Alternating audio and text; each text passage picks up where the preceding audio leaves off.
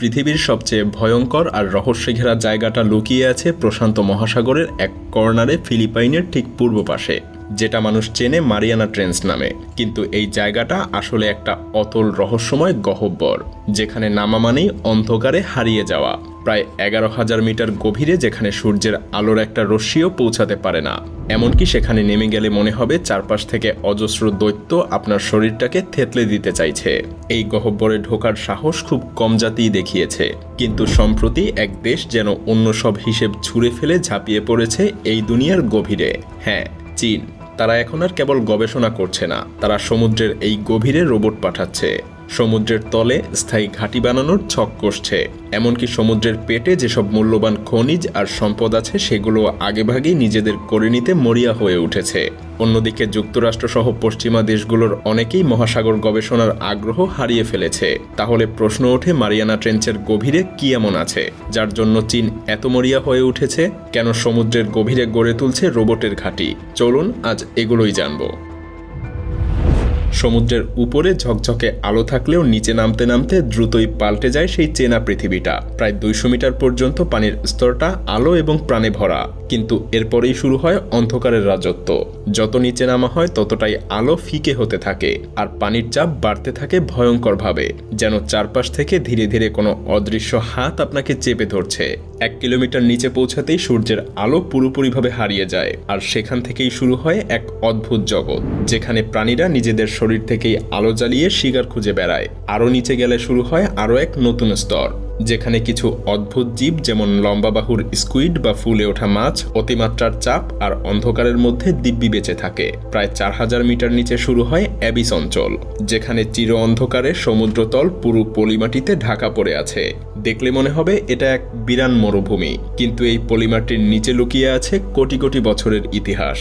উপরের দিক থেকে ধীরে ধীরে যে মৃত প্লাঙ্কটন, মাছ বা ধুলোকণা পড়ে তাদের তৈরি স্তরকে বলে মেরিন স্নো। এই কার্বন সমৃদ্ধ স্তর সমুদ্রের নিচে তৈরি করেছে এক বিশাল গোপন ভাণ্ডার, কিন্তু তবুও খাদ্যের অভাবে এখানে খুবই কম প্রাণী টিকতে পারে। তবে মাঝে মাঝে এখানে নামে এক দুর্লভ অতিথি, যেমন যদি কোনো তিমি মাছ মারা গিয়ে সমুদ্রের তলে পড়ে, তাহলে তার শরীরের চারপাশে হঠাৎ করেই গড়ে ওঠে এক সম্পূর্ণ নতুন জগৎ, যেটা বছরের পর বছর ধরে টিকে থাকে। আর একেই বলে হোয়েল ফল। আর এরও নিচে প্রায় 6000 মিটার পেরিয়ে শুরু হয় ট্রেঞ্চের রাজত্ব। এত গভীরে পৌঁছানো মানে এমন জায়গায় নামা যেখানে চাপ সমুদ্রপৃষ্ঠের তুলনায় 600 গুণ বেশি। চ্যালেঞ্জার দ্বীপ, যেটা মারিয়ানা ট্রেঞ্চের সবথেকে গভীর জায়গা, প্রায় 11,000 মিটার নিচে, যেখানে পাওয়া গেছে কিছু অদ্ভুত বিশাল এককোষী প্রাণী আর ধবধবে সাদা চিংড়ির মতো জীব। সবচেয়ে অবাক করা ব্যাপার হলো, মাত্র 2 বারই মানুষ এই চ্যালেঞ্জার দ্বীপের তলা ছুঁয়ে আবার ফিরে এসেছে। প্রথমবার ছিল 1960 সালে, জাক পিকার্ড এবং ডন ওয়ালশ নামের 2 সাহসী মানুষ এখানে পৌঁছায়। আর দ্বিতীয়বার 2012 সালে ডুব দেন বিখ্যাত ফিল্ম মেকার জেমস ক্যামেরন।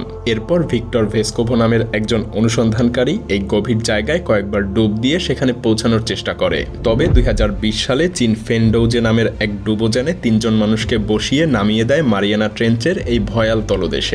আর তাতেই সৃষ্টি হয় এক নতুন ইতিহাস। চীনারা কিন্তু এতটুকু করেই থেমে থাকেনি, বরং আরও দ্রুত তারা আগ্রাসীভাবে নামতে শুরু করে আরও গভীরে। তৈরি করতে থাকে ছোট ছোট আকারের সামুদ্রিক ডুবোযান আর স্বয়ংক্রিয় রোবট, যেন কেউ বুঝে ওঠার আগেই তারা সাগরের নিচে গোটা এক সাম্রাজ্য গড়ে ফেলে। ভাবা যায় 2024 সালে চীন একটা রোবট পাঠায়, যেটার আকার ছিল মাত্র একটা জুতার বক্সের মতো। সেই রোবট নিজের মতো করে তলদেশ স্ক্যান করে আবার সুস্থভাবে ফিরে আসে। এই ঘটনাই প্রমাণ করে দেয়, যেখানে আগে বিশাল এবং দামি ডুবোযান পাঠাতে হতো, সেখানে এখন এই ছোট রোবট দিয়েই সমুদ্রের গোটা তলদেশে অভিযান চালানো সম্ভব। আর তাই এখন চীন বানাচ্ছে এমন অসংখ্য স্বয়ংক্রিয় রোবট, যারা এক একজন এক এক কাজে দক্ষ। আর দল বেঁধে তারা পুরো সমুদ্রতল ঘিরে ফেলতে পারবে কম খরচে এবং নিঃশব্দে।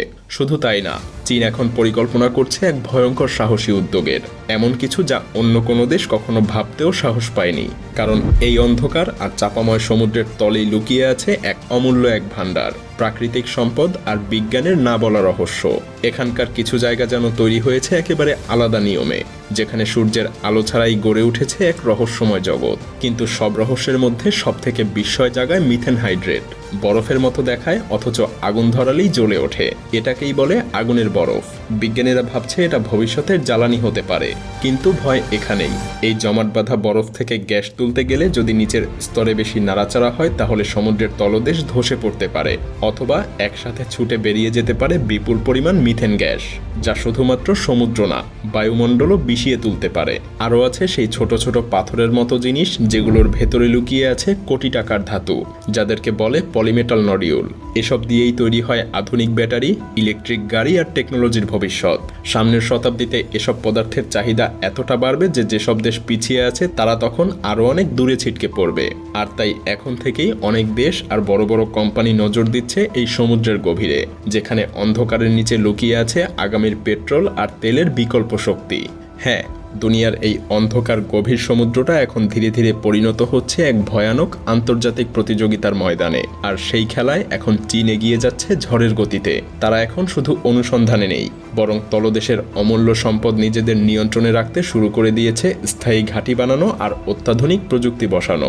এখানে শুধু নিচে নামা বা প্রবেশাধিকার পাওয়াই যথেষ্ট না, কে কতটা গভীরে গিয়ে কতটা দক্ষতা আর উপস্থিতি গড়ে তুলছে সেটাই আসল লড়াই।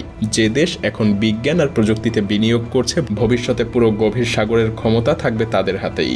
আর এদিক দিয়ে যুক্তরাষ্ট্র সহ অনেক দেশই পেছনে পড়ে যাচ্ছে। তাদের বাজেট কমছে, আগ্রহ কমছে, আর সেই সুযোগে চীন অনেক দূর এগিয়ে গেছে। এখন বলা চলে গভীর সমুদ্রের অদৃশ্য সিংহাসনে বসার লড়াইয়ে তারাই শীর্ষে। কিন্তু এখানেই শেষ না। আধুনিক দুনিয়ার গোটা যোগাযোগ ব্যবস্থাও গড়ে উঠেছে এই মহাসাগরের বুকের নিচে। তলদেশ জুড়ে ছড়িয়ে আছে lakh lakh kilometre submarine cable, যেগুলো দিয়েই চলে ইন্টারনেট, ব্যাংকের লেনদেন, এমনকি সামরিক তথ্য আদান প্রদানও। বাইরে থেকে দেখতে মজবুত মনে হলেও এই কেবলগুলো আসলে খুবই নাজুক। একটা নোঙর বা ট্রলারের জালে আটকে গেলেই কেটে যেতে পারে এই গুরুত্বপূর্ণ কেবল, থমকে যেতে পারে বিশ্ব যোগাযোগ ব্যবস্থা। আর ঠিক এখানেই চীন 2025 সালে প্রদর্শন করেছে এক ভয়াবহ প্রতিভা, কেবল মেরামতকারী নামে এক রোবট, যেটা 1000 মিটার নিচে গিয়ে তার খুঁজে বের করতে পারে, এমনকি চাইলে সেই তার নিঃশব্দে কেটেও দিতে পারে। যদিও এখনো এর কোনো প্রমাণ মেলেনি যে তারা এগুলো ইচ্ছাকৃতভাবে ব্যবহার করেছে, কিন্তু শুধু এই সম্ভাবনাই বিশ্ব শক্তিগুলোকে চমকে দিয়েছে। কারণ যদি এই গভীর তারগুলো কারো নিয়ন্ত্রণে চলে যায় তাহলে সারা বিশ্বের যোগাযোগ, ব্যবসা আর নিরাপত্তা সবকিছু মুখ থুবড়ে পড়বে। এ কারণেই গভীর সমুদ্র এখন আর শুধু গবেষণার জায়গা নয়, এটা হয়ে উঠেছে আধিপত্যের যুদ্ধক্ষেত্র।